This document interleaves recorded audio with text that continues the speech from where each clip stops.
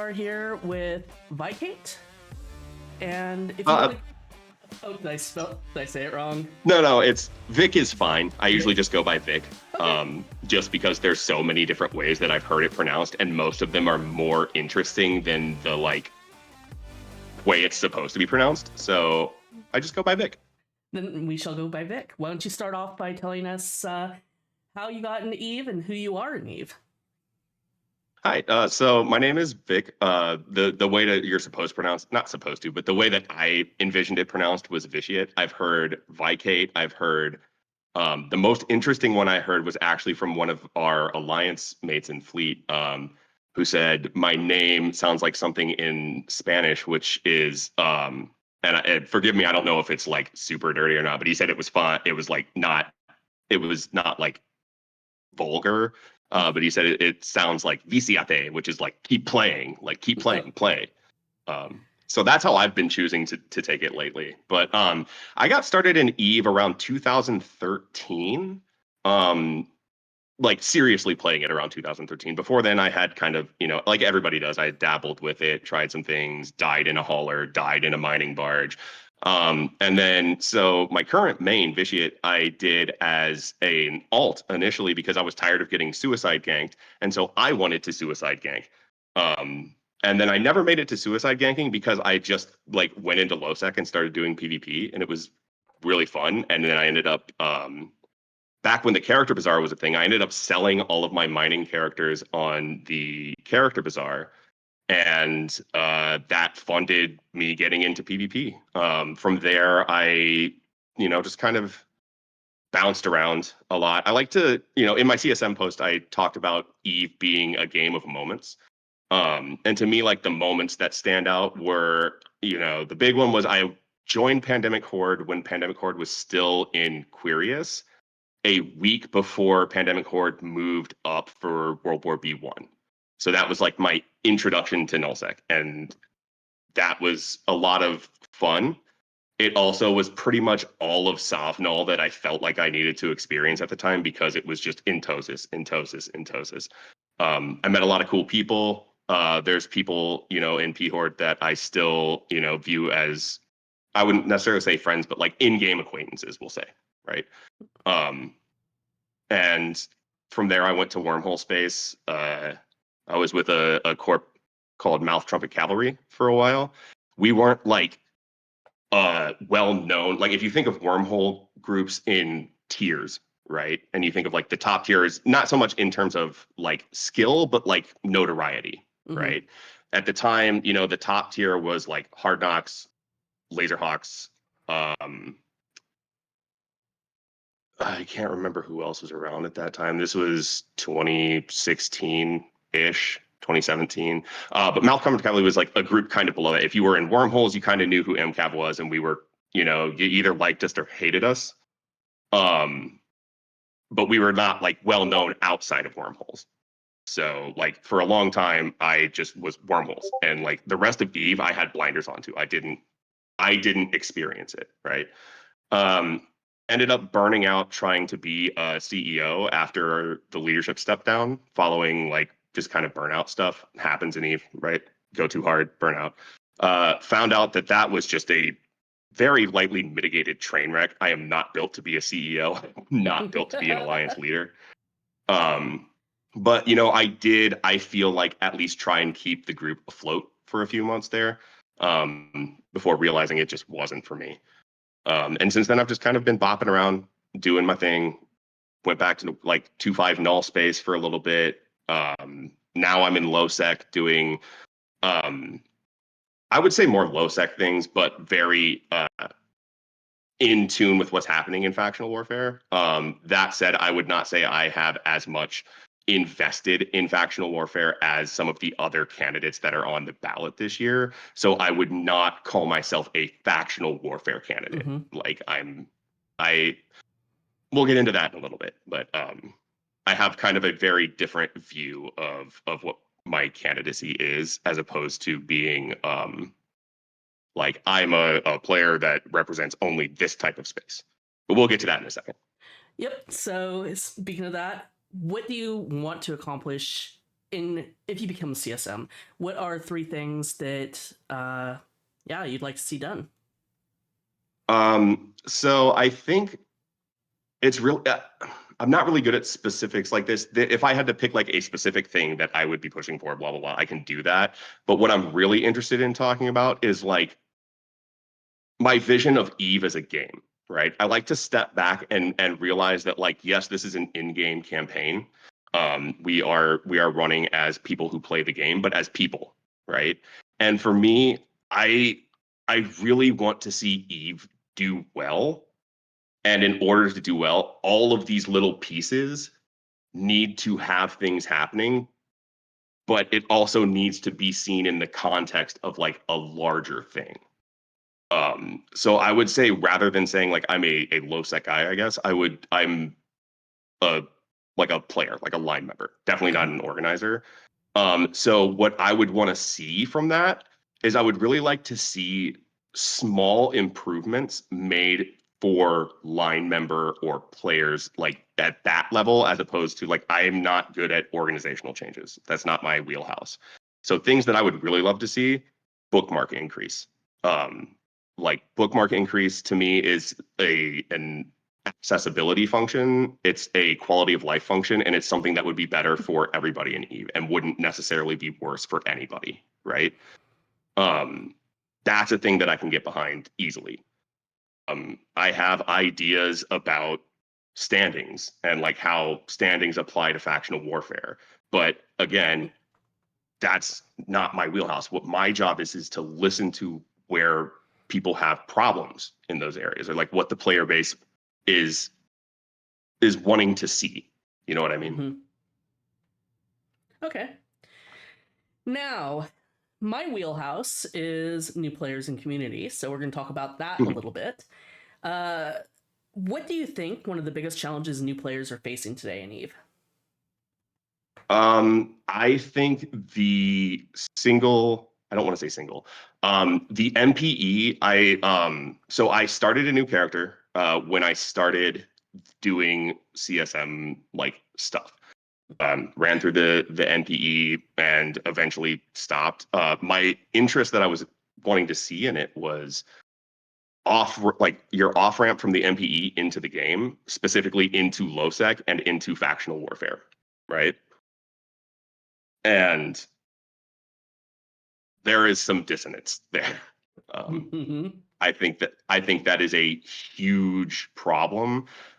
I don't have a lot of like specifics about it, but the thing that I want to like the way that I would describe it is the dissonance primarily comes from Eve being seen as a sandbox game and the NPE existing on Rails, right? Mm-hmm. Um, that is something that I think is there's got to be a way to square that circle. You know, that said, I think the NPE in Eve is an example of like what the game development cycle in with CCP and Eve could be. In the time that I've been playing Eve, the NPE has been iterated on more than I think any single game issue. Like there have been Yeah. more changes, there has been more feedback, it has been responded to, and it has been like integrated into things multiple times since I've been playing. To me, the MPE is like an example of what we should be striving for in terms of communication between the player base, CSM, and to CCP.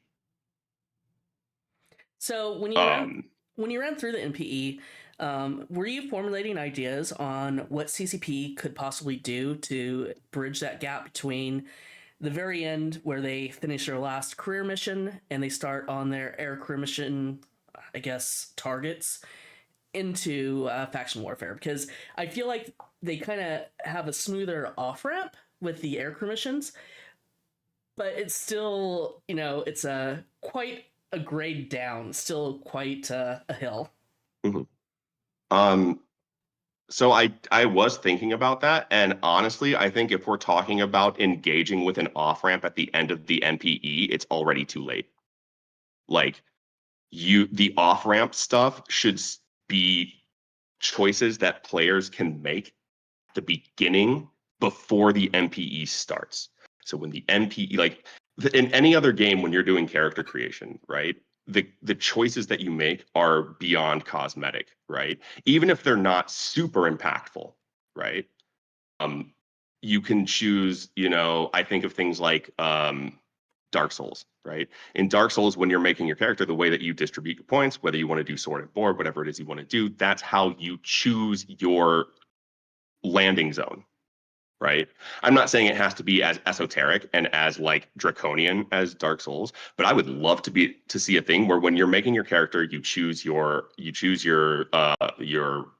character faction, you can choose your origin and all of that stuff, and then you choose based on your school, do I want to do the mining new player experience? Do I want to do the like mission running new player experience? Do I want to do the industrial, exploration? Like that choice should be made when you pick your school, and then you have a much more kind of like, all right, we're going down the tunnels and we're going to land based on where those tunnels spit us out in a place that puts us as new players where we can learn and be organically involved in that, right? I have no idea if what I'm saying makes sense, but like that's how I see it in my head. Okay. No, it does make sense. Paragoda is saying that they had something like that, and it was bad. Everyone had to go to Caldari. Everybody had to go to Caldari, Yeah. right? And like that's again, I'm not a game developer, right? I'm not I don't work for CCP. I have no idea if the things that I come up with are feasible, which is why I try to stay away from like I will do this as your CSM because I don't know what the fuck CSM does, Doug. Like I've never been in a CSM meeting. I don't know what I'm gonna do. I know I'm gonna listen. I can tell you one of the good things is sometimes you get to sit around with devs spitting out really bad ideas. And no, you're not a developer, and it may be absolutely impossible, but you never know. Something may actually hit, and they're like, aha, and it formulates an Right. idea and a conversation.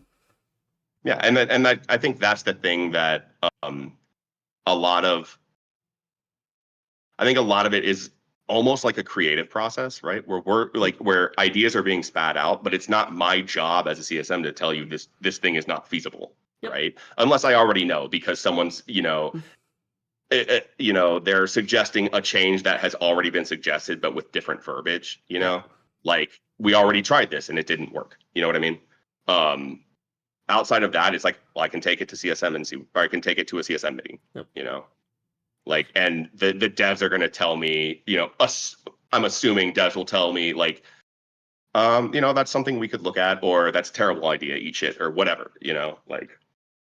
Yep. So So we have Luke in chat as well, and he said sometimes things that are simple out loud are super tricky to translate to software, and so it goes both ways, exactly, like increasing bookmarks. exactly, and If it's you, again where I don't know the feasibility of it. I can tell you, if you're the CSM that does it, you're the man. Well, you know what? I don't think that if it happens, it's going to be a CSM that does it. I think it will be the CSM that pushed for it, and as a collective, got it put through. Probably. So now we're talking about the new players coming into the game, the MPE. One of the things I think we can all agree on, no matter who you are or how long you've been playing the game, player retention is a humongous problem. The churn Single is most important issue. pretty great. So if CCP came to you and asked for ideas, or how would you, improve retention? What would you tell them? Um, I like I would say that in broad strokes, if you want to increase retention, you need to make content that is consistent, that is engaging, and that is lucrative. You need to reward players for doing content as opposed to punishing players for doing content wrong. Okay. And then you said that you ran the NPE right before or right during the beginning of the campaigning period. Yes. Yeah. I think you, outside of me, who literally was like 3 or 4 days ago, I think you are the CSM candidate who's done it the most recent. Mhm. And now, And I mean, like, go ahead. oh, sorry. I was gonna say when I started the game, the MPE was just kind of you got dropped in space. It was when Aura still sounded like old Aura and was just like very like docking request denied, like that one. Um, Not the like new peppy like I've had my caramel latte Aura. I don't know, but Was that was that the first time that you ran the MPE since the newest one went live? yes. Um, the thing is, like, I have not been super engaged with, the community at large with Eve because most of my time playing has been me figuring out my identity in the game. Right. Well, the Uh, only reason I'm asking, did you get really excited when they gave you the civilian Estero, thinking that maybe they're giving no? I was mortified, and I will like this. The reason I say it is because I tried my best to think about the new player experience in terms of setting expectations for the game and like setting an expectation that like, oh hey, sometimes there'll just be an estero that you get in is not like it feels icky to me. Um and like a lot of it just to me when I saw it, I was like, this could be really fun for new players. And it shows like there's this stuff that you can work for. And I get that. But I had to like think about it in my context of the game. And like I started even a very different time, right? So like I was sitting there, I was like, this and like I think what happened to kind of expound upon that is when I started doing more of the air career missions and saw how the opportunity system works. Right. Like players are getting a pretty dope ass experience coming out. Yeah. The problem is there's nowhere to land. Yeah. Like, and I think that the landing stuff both needs to like it needs to exist, but it also you need to be pointed towards those landings once they exist from a much earlier, like if we're talking about the slide analogy, right? Start the slide earlier so it's not as steep. Yeah. Totally agree with Thanks. that. So you had mentioned before we started this interview, you were really, really excited about my question on the definition of community in Eve. So, what is your definition of community in Eve? Okay, so I'm going to just go lateral all over the place for a second. Not really, but okay. Everybody's talked about kind of like their communities and they've spoken very eloquently. Okay, so I'm going to talk about the community in Eve if we use like the common analogy with Eve is that it's a sandbox, right? In a sandbox, right? If we're playing as a kid, anybody who's playing in the sandbox is a part of the community by default until they're not. If we're all playing in the sandbox and part of the game is that you can throw sand at each other, right? That's part of the game. We're still playing in the sandbox. But as soon as someone starts throwing like the shovels and the pails at you, then we're not playing anymore. And then we're not talking about community. Okay. You want to expand on that a little bit? Yes. So, obviously I've been watching a lot of the interviews that have come before mine, right? Mm-hmm. And like I've been kind of very prepared for the like toxicity questions that are coming up. And for me, toxicity and community don't like where you see one, it is not you have by your own hand revoked your access to the other, right? So like it's kind of like a whole like the tolerance paradox thing or whatever, Mm-hmm. right? If we're bantering and we're shit talking and we're doing whatever after PvP and we're playing in the sandbox, right? We're playing. As soon as you take it over the line, you are not playing anymore and you have revoked your own access to the community. Okay. Now, since you've already covered or walked into the toxicity a little bit, um, Mhm. obviously, I get the feeling that you do think it's an issue still in Eve. Yes, I think that it is symptomatic in Eve of a much larger issue and like that is outside the scope of running for CSM in a video game. Okay. Um, where mm, where do you think that it is the most problematic right now? I think that it is very problematic in places in the game where we are not seeing a lot of kind of community engagement, right? When you turn the lights on something, the roaches scatter. When there's not a light there, we don't know what's going on, right? I think that the fact that there are situations I can think of in the last 2 months in Min Mill, um, that are like public-ish knowledge, like open secret Mhm. stuff that have happened. I think that if that's happening, then the places we don't have access to are probably much more. I don't infested is a like really strong word, but it's much more prevalent in the places we don't see in discords that are not in any way connected to um Eve in places like that. I was in the game long enough to remember the fucking bonus room. If you want to talk about toxicity in Eve, go read about the bonus room. Like it is a thing, right? And it gets very hairy because does CCP get to act on things that are happening outside of the game? Right. And like, let's be honest, Eve is a game that is going on what 21 years old at this Yep. point. Yep.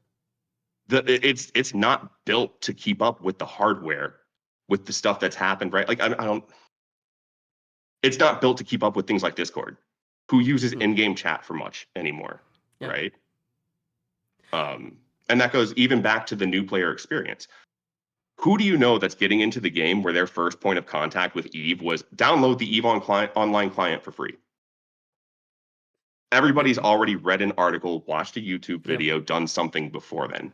That's another thing that like talking about the new player experience starting too late, like the point of contact needs to be earlier. But Right. that I don't know the scope of that. Where were we at? Toxicity. Do you think that toxicity is better compared to, the old days and today? Do you think it's players are starting to step up and say, "Hey, look, that's not really cool." Yes, I absolutely do. I also think that improvement should not be a reason to stop pursuing what should be a never-ending goal of perfection. In terms of being a welcoming community. Um, Mhm. a lot of people have shared their stories of negativity, and things that have happened, and I have those stories as well. I instead want to talk about a very positive experience I had for a brief time when I was with a corp called Be Nice Inc. Um, they are, as far as I know, I haven't kept up with them lately. At the time, they were based out of Thera, leftist, LGBTQ plus inclusive, like in the interview process, very actively asking about like what are your philosophical and political views, things like that, right? That can scare people away. But I think what they were doing was amazing because they were looking for cultural fit Yep. before game before the game skills. All of the stuff in their view was you can train skill points and you can learn how to play the game. But if you can't learn how to be a decent human being, we would rather Mhm. not play with you. Yep. And I think that there are probably other organizations out there that might not be as well known that are doing things like that. I suspect there are plenty of people where retention is coming from getting into good groups and being able to find cultural fit like that, as far as whatever your culture is. Um, and I think that the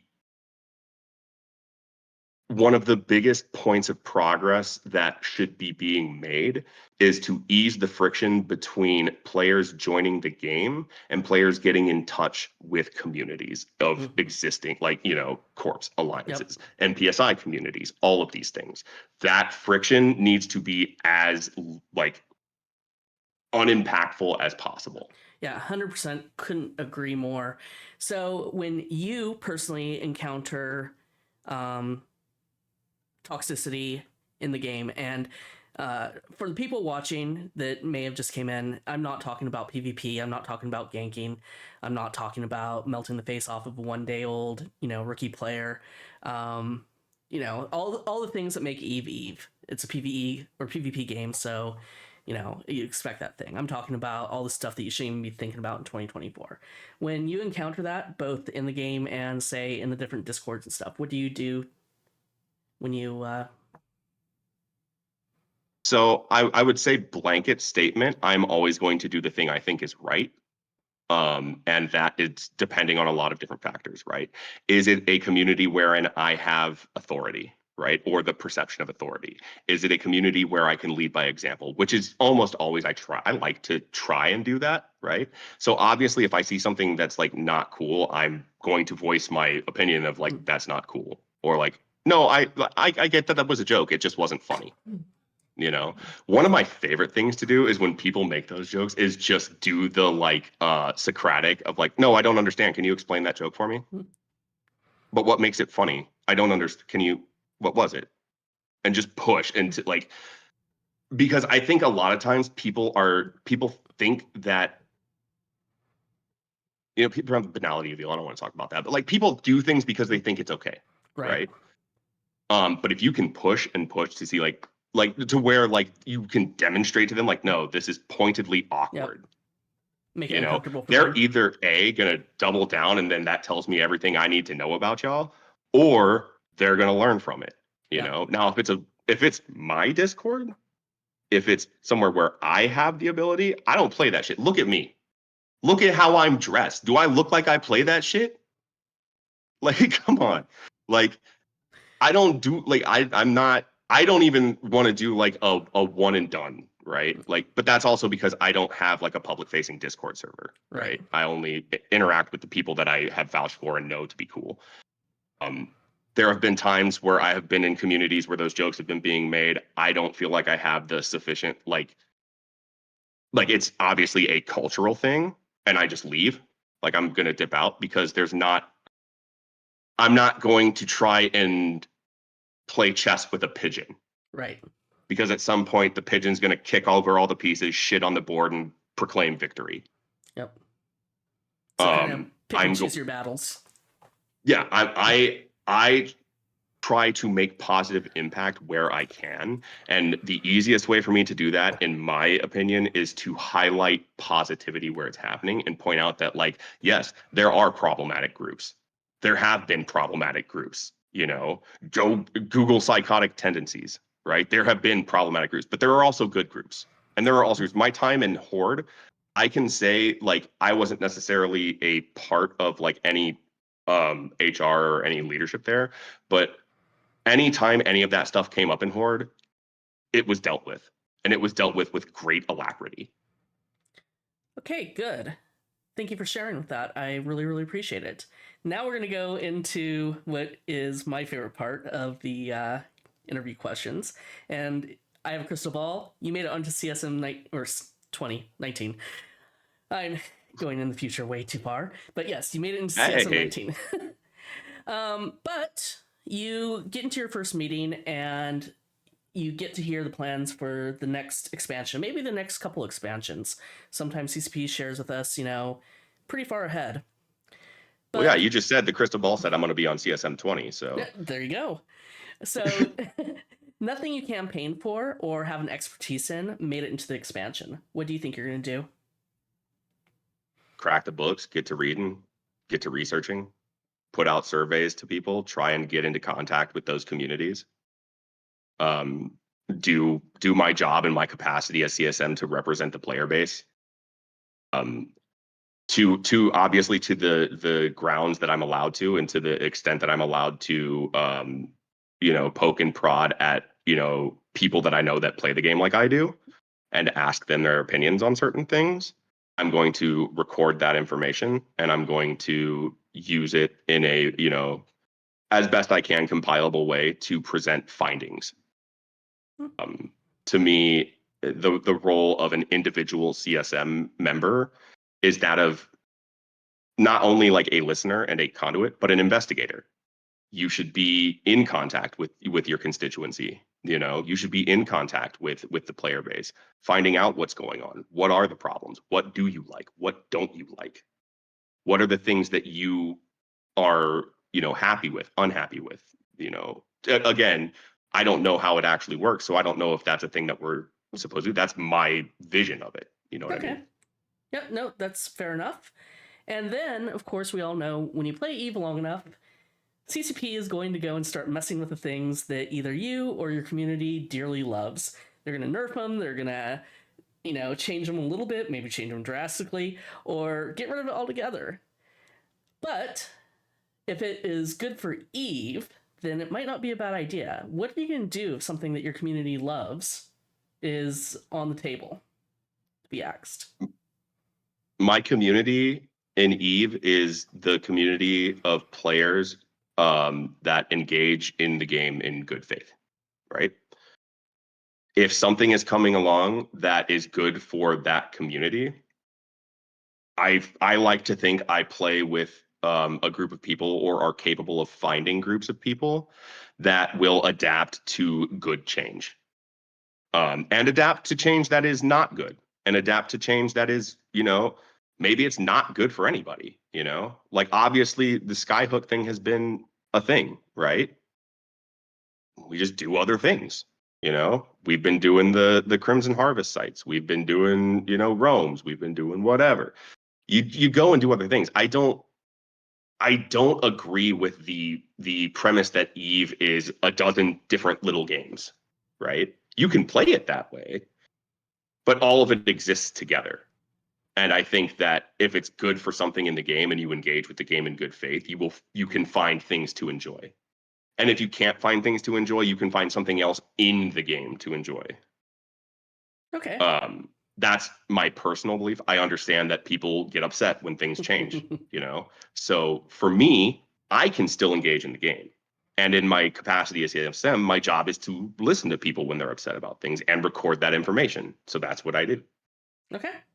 And then, of course, there are plenty of communities that have no CSM representation whatsoever. So if somebody comes to you, I don't know, maybe because they think that you might have the knowledge that their, gameplay has, or maybe you're just the most approachable CSM on the term, are you willing to represent them? Are you willing to talk to them, engage with them? Yes, absolutely. So someone reached out, and I apologize because I don't remember the names. But on the forums, there is an initiative to translate CSM posts into Japanese for the Japanese speaking community.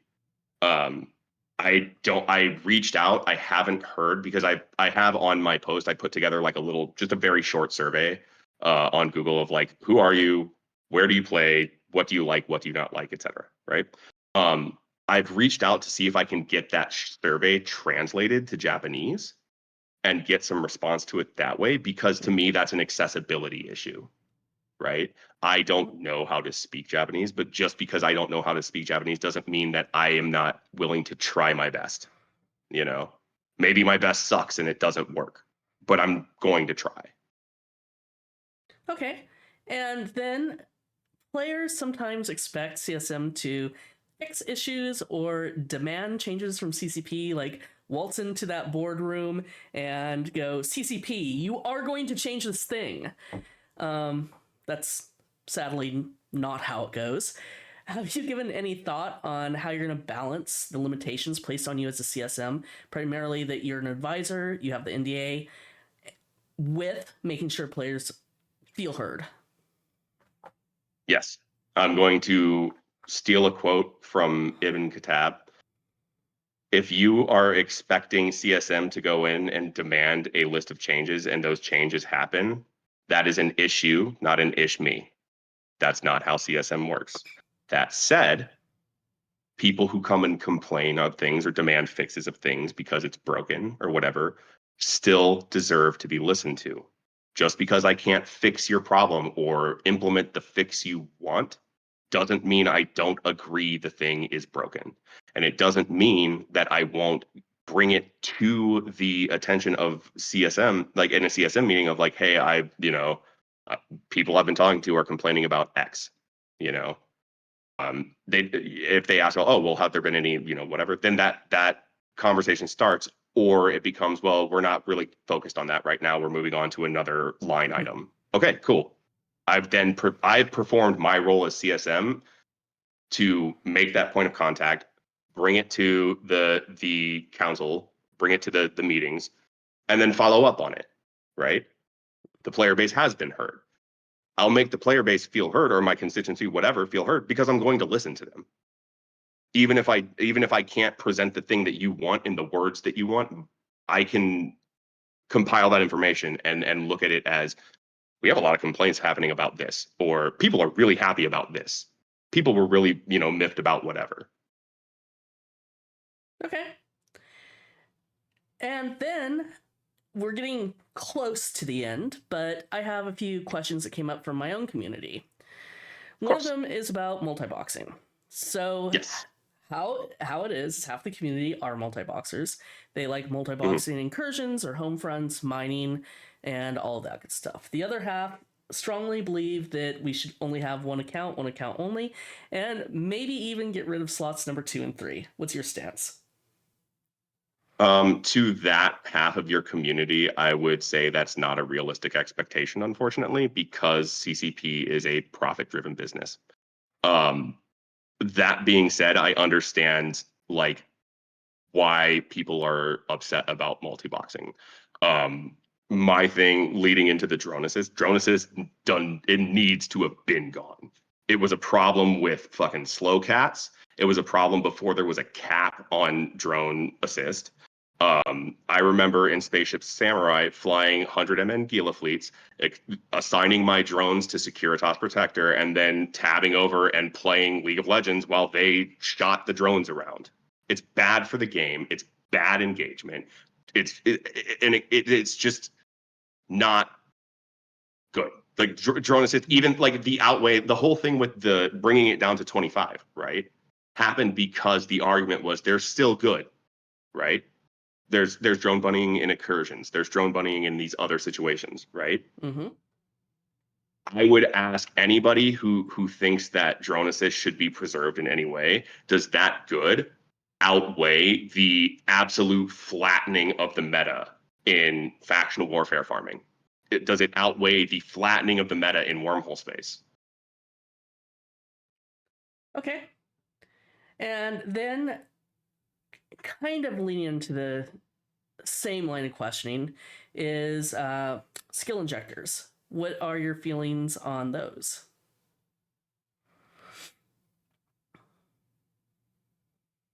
I'm just taking a moment to pause because I haven't really considered skill injectors. Like skill injectors to me are a thing in the game that I don't interact with. I personally am not.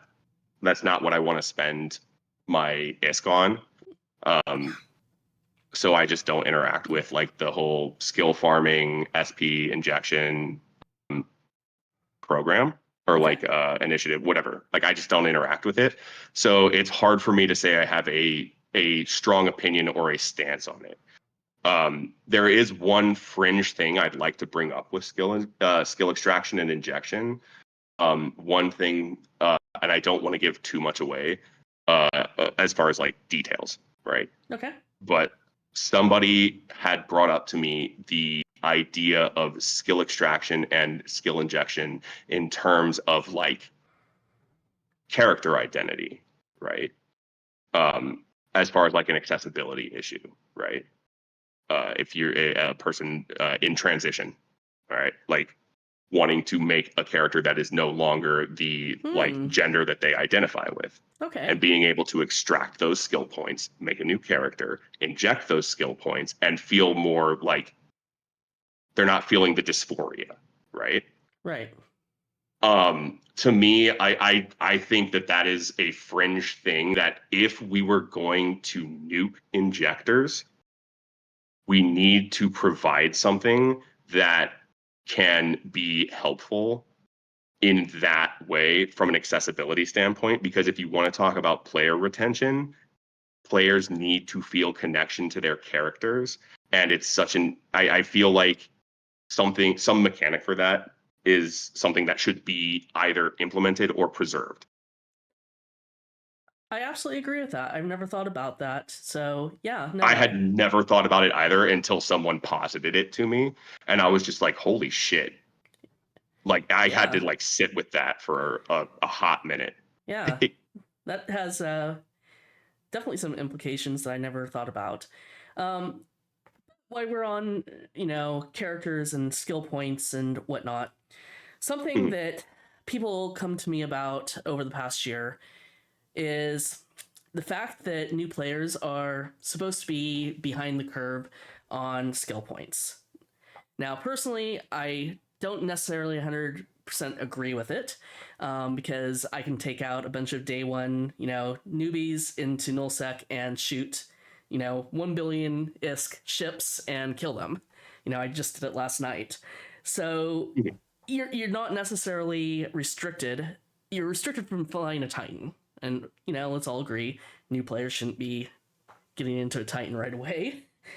But what would your stance be if CCP wanted to give the Magic 14 up to 5? Yes, do it, please. Um, I would say this about Eve as it stands. I think that Lucy Liu put it very well during his CSM campaign. I believe he was running for CSM when he said that Eve was a game that he loved because a player that has been in the game for only 1 month can change the tide of a fight. Mm. In any other game, right? Let's take a step back. World of Warcraft. If I'm a level 1 day 1 character, I ain't doing shit in game. Like I'll see you in 2 months when I get to whatever the max. In any other game, it's like, okay, I have to play the game for this long before I can play the game. I think that the way that Eve approaches it with skill points is uh, way better overall, especially in a way where your character can be progressing even if you are not playing the game. I think it puts people on a huge, it brings this gulf down. I think that gulf should be coming down more. I think, my background is in small gang PvP, Mm. interceptors, all that stuff, right? To me, I want to have a fight with you, not your wallet. I don't care if you is 50v5. My team is 5, your team is 50. We'll figure it out if we want to fight. You know what I mean? Right. I don't want to fight your wallet though. Yeah, that makes sense. So Like then, let people have all the skill points they want, but make it so that the parity is a lot better for new players. And I think a lot of that has been good, but I think there are ways like moving the Magic 14, doing things like that can yeah. make it better. Okay. And now we're kind of getting to the end. What do you think is the most pressing issue in Eve today? Out of everything that we've talked about, maybe you have something that we haven't talked about. What do you think the number one is? Player retention, 100% player retention. I want to see Eve Online grow. I want to see Eve Online maintain. I want it to retain new players. I want my friends that used to play to come back and play. I want Eve to be fun. Um, I, the way that I am trying to go about that is, we were talking earlier about Eve being a sandcastle, or not sandcastle, a sandbox, right? Sandbox, yep. um, as an adult, and this is the thing I was talking about before we get in, I'm going to get into my food analogy, right? Because of course I am. Look at me. Um, to me, I view Eve less as a sandbox and more as a cheeseburger, right? I enjoy cheeseburgers, obviously. I want to see Eve. If Eve is a cheeseburger, I want it to get wider, not taller. I want, like, it's a 20-year-old game at this point. Humans generally, but especially the Eve player base and MMO players, are going to find ways to min max, and we're efficiency oriented. We want to do things the best we can. I want to see a huge selection of things to go and min max the fuck out of. I want to see equity and diverse play styles. That's what I mean by a wide burger, not a tall burger, Okay. right? Tall burger to me right now is Potchman. I want wide burger. All right. So we're going to go ahead and open it up to Twitch chat. If anybody has a question for Vic, start typing now. And one last question for you is what other candidates do you want to see elected? I think there's 48 of us now. Who would I want to see elected? I mean, the easy and popular answers are going to be specialty people in places where I'm not as fluent. So third party development. I'm so sorry, I'm terrible with names. There's a candidate running basically that is ESI. I want to see that. Mick Fightmaster is someone I've known and interacted with in game before. I think Wormhole Space is in desperate need of equitable representation. And I want to see people who are advocating for diversity in playstyle.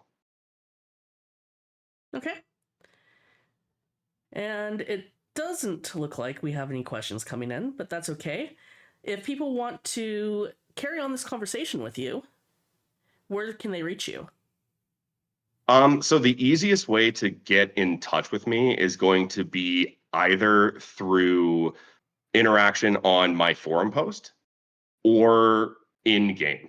You can send me an Eve mail. I'm in the Eve Rookies Discord. You can at me, send me a DM, do whatever. That's an easy way to get a hold of me. I'm in the Eve public Discord. I know that's like the answer for everybody, but like if Discord servers are houses, I don't want to invite a bunch of people over to my house. I want to go to your house and listen to your questions and like listen to you there. So like I'm available on Discord. Like I have my both the English and Japanese things on the forum post bookmarked. I'm keeping up with those. I'm checking my Reddit. I'm not planning on like posting an AMA on Reddit, but mostly just kind of replying to stuff. My handle there is u/viciatej. Yeah, those are pretty much the best ways to get a hold of me. Or you can also show up in Sosala and shoot me. Or I can like show up in your space and shoot you. Like, we can do it. So do you have anything else that you'd like to talk about? Any topics that we maybe haven't touched or? I'm trying to think. I feel like I've got most of the stuff covered. I do plan on doing something on my own YouTube channel at some point, just a more concise. I think better like this. I'm not good at typing my stuff out. So at some point, probably later today, I will post a quick little snippet video of just like, these are my thoughts on X, Y, and Z, like talking points that have been there. Okay. And when that happens, I'll post a link to it on the forum posts. So that's pretty much the last thing I do. I have to say. So thank you again so much for taking the time and interviewing me and letting me nerd out about Eve for however long it's been. Yeah, absolutely. It was great. The hour has passed pretty quickly. Best of luck with your campaign. Thank you, and you as well. Thank you.